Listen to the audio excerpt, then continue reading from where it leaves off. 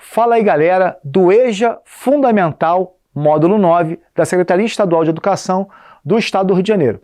Eu sou o professor Roberto Stabile, professor de Geografia, e hoje a gente vai falar de dois assuntos muito importantes.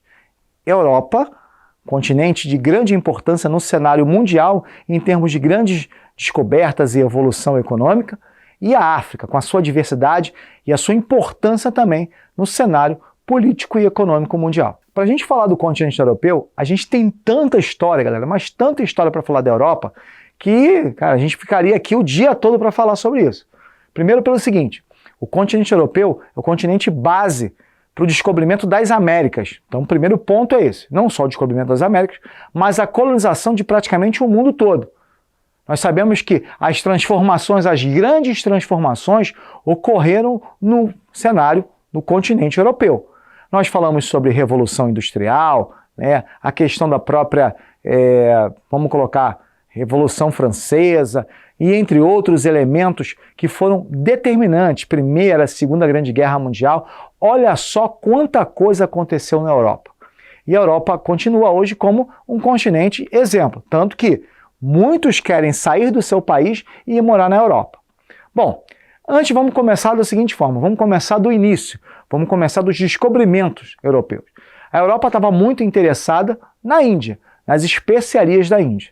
Lembra que a tendência de navegação era conseguir chegar até as Índias? Porque lá você tinha muitos condimentos, produtos, etc. Um dos elementos fundamentais era o açúcar. Sabe da onde a Europa tira o açúcar? Essa é a primeira pergunta do quiz. Da beterraba.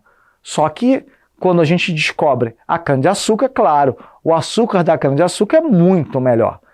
E aí os portugueses trazem a cana-de-açúcar da Índia para cá e conseguem dar tudo certo aqui no Brasil e passa a ser um produto de grande importância. Esse é um exemplo do comércio europeu. Mas a Europa também tem o quê? Tem um aspecto relacionado à Revolução Industrial. É ali que você tem a transformação do processo todo, na economia mundial, de todo o processo que a gente tem como característica fundamental em termos de transformação e produção. É na Europa também que a gente tem, primeiro, a Primeira e a Segunda Grande Guerra Mundial, que transformam o espaço europeu. Tanto que as cidades europeias que hoje nós conhecemos como grandes cidades, essas cidades foram reestruturadas, reformuladas, e hoje são assim após a Segunda Grande Guerra Mundial. Como eu falei das duas grandes guerras mundiais e falei sobre a Revolução Industrial, existem alguns aspectos que a gente tem que citar na Europa. Bom, a Europa é um continente base de grandes transformações. E eu tenho muitos elementos para se falar da Europa. Primeiro, a questão econômica. A Europa sempre foi a base da economia mundial. Por mais que hoje você tenha Estados Unidos, China, certamente a Alemanha ela é um destaque na economia, assim como a Inglaterra, assim como a França. Então eu tenho muitos países economicamente fortes no cenário mundial. E a Europa continua fazendo a sua influência em determinados cenários, inclusive na África, no continente africano. Ou vocês não lembram do imperialismo europeu? Na primeira Revolução Industrial para a segunda Revolução Industrial, a Europa necessitava de matéria-prima. Então o que ela fez? Qual foi a ideia principal da Europa? Conseguir chegar até o continente africano, já que a Europa já tinha saído, de uma certa forma, da América, foi para o continente africano, e ali no continente africano ela começou a explorar uma divisão que foi feita de forma errada, mas explorou o continente com o objetivo de quê? De conseguir matérias-primas para desenvolver ainda mais a sua segunda Revolução Industrial, que foi muito destacada, tá, na Alemanha. A Alemanha passou pela segunda Revolução Industrial muito forte. E aí, como a gente já falou, essa divisão do continente europeu de forma errada, ela que deu origem, de uma certa forma, à Primeira Guerra Mundial. E depois, a consequência de uma série de processos, você tem a Segunda Grande Guerra, que vai causar um caos na Europa, principalmente uma divisão do continente europeu. E essa divisão do continente europeu entre países capitalistas e o socialismo em si, faz com que a Europa viva períodos muito conturbados, principalmente a Alemanha. Eu citei a Alemanha na Segunda Revolução Industrial, mas a Alemanha passa por isso, porque a Alemanha é dividida. Quem nunca ouviu falar aqui do chamado Muro de Berlim? Eu acho que é um dos principais aspectos que a gente pode citar dessa economia, de uma forma geral. E aí, é claro, a gente fala da economia do Muro de Berlim, hoje A Alemanha voltou a ser potência quando você unifica a Alemanha e volta a um cenário de comércio, de produção industrial e de tecnologia. Cenário muito importante para a Europa. Bom, quando a gente fala um pouquinho sobre a Europa, a gente volta ao cenário de globalização, nesse comércio mundial. E aí eu lembro sempre da União Europeia. Depois a gente vai falar um pouquinho mais sobre ela, porque a União Europeia é um exemplo clássico dessa inovação. É um exemplo clássico desse processo que tomou conta, né, do cenário dos blocos econômicos. Porque hoje é um grande exemplo. Ela foi formada ainda na Segunda Grande Guerra e hoje tomou uma proporção muito grande. Entretanto, dentro da Europa a gente tem algumas questões bem interessantes.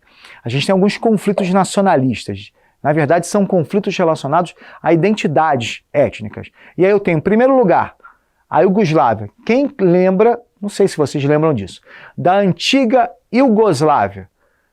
Bom, ninguém lembra da Iugoslávia, mas lembram certamente da Croácia, que foi vice-campeã da Copa do Mundo, mas vocês lembram talvez da Macedônia, da Sérvia, países que já enfrentaram o Brasil em Copa do Mundo, por exemplo. Esses países são fragmentos da Iugoslávia, existem outros mais. Mas na Europa, logo após o socialismo, nós tivemos uma série de questões nacionalistas. O primeiro foi a Iugoslávia, como eu falei, que se dividiu em vários países, eu dei o exemplo da Croácia. Eu tenho a Espanha, e aí eu vou novamente citar o futebol. Lembram de Barcelona? A Catalunha, que é separada da Espanha, assim como os países bascos, que querem separar também da Espanha. Ou seja, na verdade, a gente tem uma questão étnica muito forte na Europa, fazendo com que alguns países ou alguns grupos sejam fragmentados ou queiram fragmentar esses países. É o que aconteceu, por exemplo, com a Iugoslávia após o fim do socialismo. Voltando um pouquinho a falar sobre a União Europeia, é importante que a gente fale o seguinte. Bom, lá atrás eu falei da União Europeia se formando ainda na Segunda Grande Guerra Mundial. Bom, Segunda Grande Guerra Mundial é 1944, Benelux. Roberto, eu acho que eu já ouvi falar sobre esse termo. Bélgica, Holanda e Luxemburgo. A Bélgica, Holanda e Luxemburgo fazem parte de um grupo que se formou para tentar melhorar suas relações econômicas dentro, é claro, do continente europeu. Claro, depois disso vem países como a França, como a Alemanha, que também entram nesse bloco. Formam a CECA, Comunidade Econômica do Carvão e Aço. E aí, galera, para o mercado europeu foi só um pulo. Daí em diante foi só entrando países. Hoje eu tenho a União Europeia. É o único bloco econômico que tem uma moeda única. Claro, calma, galera, nem todo mundo utiliza essa moeda. Que vocês conhecem é o euro. Nem todo mundo utiliza essa moeda. No entanto, é importante a gente frisar que a intenção de você criar uma moeda única é consolidar ainda mais o bloco econômico, onde as pessoas podem circular livremente entre os países que fazem parte desse bloco, como se eu estivesse num único país. E adivinha, quando a União Europeia comercializa, ela comercializa com todo mundo. Na verdade, é a União Europeia que compra os produtos. Não é a França, não é a Espanha, não é Portugal. É a União Europeia. Só que, nos últimos anos, devido a uma série de questões, principalmente a entrada de estrangeiros e de imigrantes, refugiados na Europa, nós tivemos um grande problema. O Reino Unido fez um plebiscito e resolveu sair da União Europeia. Na verdade, eu acho que a grande interrogação hoje é essa.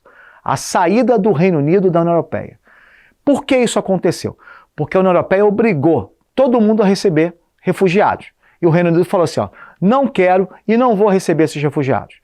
Consequentemente, vamos fazer um plebiscito aqui, vamos votar. A gente quer sair da União Europeia ou não quer? E venceu o sim. Queremos sair da União Europeia. Hoje, a União Europeia está fora... Voltando, olha só. Hoje, o Reino Unido está fora da União Europeia. E aí, galera, preste atenção. Isso se consolidou agora dia 31 de dezembro de 2020. Hoje, estamos fora da União Europeia. Consequentemente, a União Europeia tem menos um país. E logo o Reino Unido, que é uma grande potência. Realmente, galera, infelizmente, foi isso que aconteceu. E aí mostra um pouquinho dos problemas internos que se tem nesse bloco econômico. Lembra que eu falei sobre a África, sobre a colonização europeia sobre a África? Sim, eu vou começar falando sobre isso. Por quê? Porque, infelizmente, a África foi um continente que foi explorado toda a sua história. Infelizmente. Nós tivemos a escravidão, nós tivemos a divisão do imperialismo pelos europeus, e vocês acham que isso foi bom ou foi ruim para a África? Certamente vocês responderam: Roberto, foi ruim sim. Foi mesmo, galera. Foi muito ruim para o continente africano. E isso causou um impacto gigantesco, fazendo com que, infelizmente, esse continente passasse do que hoje ele vem apresentando no cenário mundial. É claro que eu estou falando de um dos continentes mais ricos do mundo, com grandes riquezas mineralógicas que estou falando todos os países têm grande interesse no território africano. E hoje, só por uma curiosidade, uma história para vocês, adivinha qual é o país que mais tem interesse na África hoje? A China. A China vai para a África para retirar terras raras. Como o negócio é esse, Roberto? Terras raras são minérios importantíssimos que fazem o que hoje a gente tem na telefonia celular, nos aparelhos eletroeletrônicos. São esses minérios, muitas vezes mais caros que o ouro. Por isso que o valor do aparelho às vezes é muito caro, porque você utiliza esses minérios terras raras. No continente africano tem muito deles. E é claro, como a gente sempre fala, são essas riquezas que de uma certa forma colocam a África num patamar acima, mostrando o seguinte: olha, o continente africano ele é muito importante, mas ele foi muito explorado, muito destruído por outros países, outros continentes também. A questão exploratória no continente africano se dá através de séculos e séculos. Da escravidão, dos portos que foram construídos para tentar retirar o marfim, por exemplo. Lembra do país Costa do Marfim? Pronto, esse é o exemplo. Além das questões exploratórias do território, de você tirar riquezas, colonizar o povo, castigar o povo, isso tudo. E o pior de todos, a divisão errada do continente europeu, que trouxe o quê? A junção de tribos rivais, a separação de tribos amigas e o caos que aconteceu na Europa. Porque depois que os europeus saíram do continente africano, adivinha o que aconteceu? Uma série de conflitos pelo poder. É como se eu falasse o seguinte: tá aí, galera, já fiz o que eu fiz, um abraço, fiquem aí com o território. E aí começam as guerras. Tem muitos filmes que falam sobre isso, muitos filmes. Um dos exemplos é o Diamante de Sangue, é um filme mais antigo, com Leonardo DiCaprio, que é famoso, mostra um pouquinho da exploração do diamante em Serra Leoa. Serra Leoa é um dos países mais pobres do continente africano. Mais, existem vários. Só para dar um exemplo para vocês, houve uma tempestade na década de 80 em Serra Leoa, onde as pessoas encontravam diamante na porta de casa, para você ver como é que o país é rico. Na verdade, o continente é muito rico. E, claro, por um continente ser muito rico, ele é muito explorado. Por isso que eu falei que a China hoje tem grandes interesses na África.